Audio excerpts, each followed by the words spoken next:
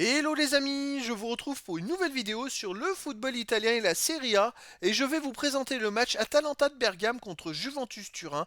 C'est un match qui a lieu ce mardi 14 janvier 2025 à 20h45 pour le compte de la 19e journée en retard du championnat d'Italie Serie A saison 2024-2025. Alors c'est un énorme choc, l'Atalanta de Bergame c'est le troisième du classement qui reçoit la Juventus Turin le cinquième. Dans cette vidéo on va revenir sur le classement de la Serie A avec les statistiques des deux équipes.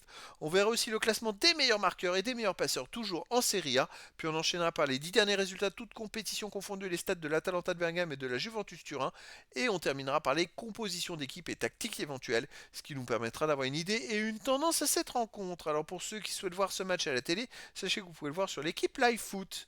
Et donc, au classement, l'Atalanta de Bergame est troisième avec 42 points en 19 matchs, 13 victoires, 3 nuls, 3 défaites, 43 buts marqués, 20 encaissés, plus 23 de différence de but. Je crois qu'ils étaient en tête il y a 2 journées, mais c'est vrai qu'ils ont raté quelques matchs dernièrement, et c'est pour ça qu'ils se retrouvent troisième avec un match en retard. À noter qu'ils sont même derrière l'Inter Milan qui a 2 matchs en retard. Bon, s'ils gagnaient leur match en retard, là, ils pourraient revenir à 2 points pour l'instant du premier Naples. La Juventus Turin de son côté est cinquième avec 33 points en 19 matchs, 7 victoires, 12 nuls, aucune défaite, 31 buts marqués, 16 encaissés, plus 15 de différence de but. C'est la seule équipe qui n'a pas encore perdu, mais par contre 12 matchs nuls, ça paye pas. C'est pour ça qu'au classement, même s'ils ont perdu 3 fois de moins que l'Atalanta de Bergame, ils sont à 9 points derrière l'Atalanta de Bergame, donc ils ont besoin de gagner absolument.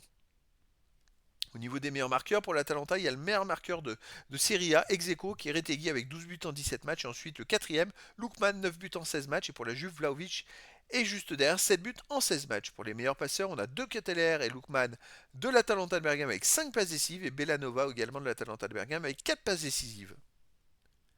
Les 10 derniers résultats, toutes compétitions confondues, l'Atalanta de Bergame, c'est 6 victoires, 2 nuls, 2 défaites, 23 buts marqués, 11 buts encaissés, plus 12 de différence de but, comme je vous l'ai dit.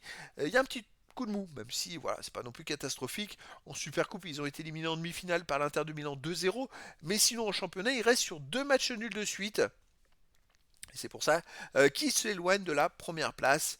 Alors à la maison, il reste quand même, les amis, sur une victoire contre Empoli 3-2, une victoire 6-1 contre Cesena. Sinon, ils avaient perdu contre le Real Madrid 3-2. Ils ont battu l'AC Milan 2-1. C'est quand même une équipe qui est solide. Je pense qu'ils vont retrouver un petit peu leur rythme de croisière.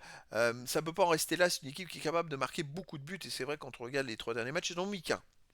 La Juventus Turin de son côté sur les 10 derniers matchs, c'est 3 victoires, 6 nuls, une seule défaite, 17 buts marqués, 11 buts encaissés, puis 6 de différence de but. Étonnamment, ils ont à peu près les mêmes résultats.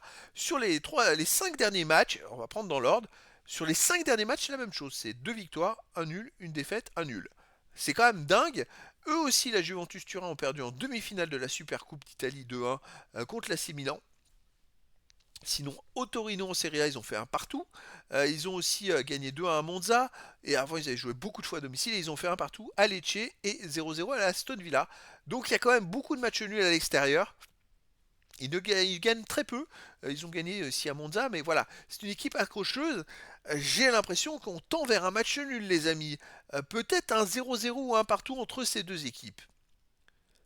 Alors au niveau des compos d'équipe et tactique pour l'Atalanta de Bergame, on aurait du 3-4-1-2 avec gardien Carne Secchi, défense et joueurs de champ Jim City, Yen, Kolasinac, Zabacosta, Ederson, De Roon, Ruggieri, Samardzic, De Ketelaere et Lookman. Et pour la Juventus Turin, on aurait du 4-2-3-1 avec gardien Di Gregorio et joueurs de champ Savona, Gatti, Kaloulou, McKenny, Locatelli, Turin Mullier, Yildiz, Coupe Miners, Cambiaso et Gonzalez. Donc voilà les amis, le décor est planté entre ces deux équipes et donc je vous donne rendez-vous ce mardi 14 janvier 2025 à 20h45 pour le match de football de la 19e journée du championnat d'Italie Serie A saison 2024-2025. L'Atalanta de Bergame, troisième du classement, reçoit la Juventus Turin, le cinquième. Voilà les amis, je vous dis à très bientôt pour une nouvelle vidéo.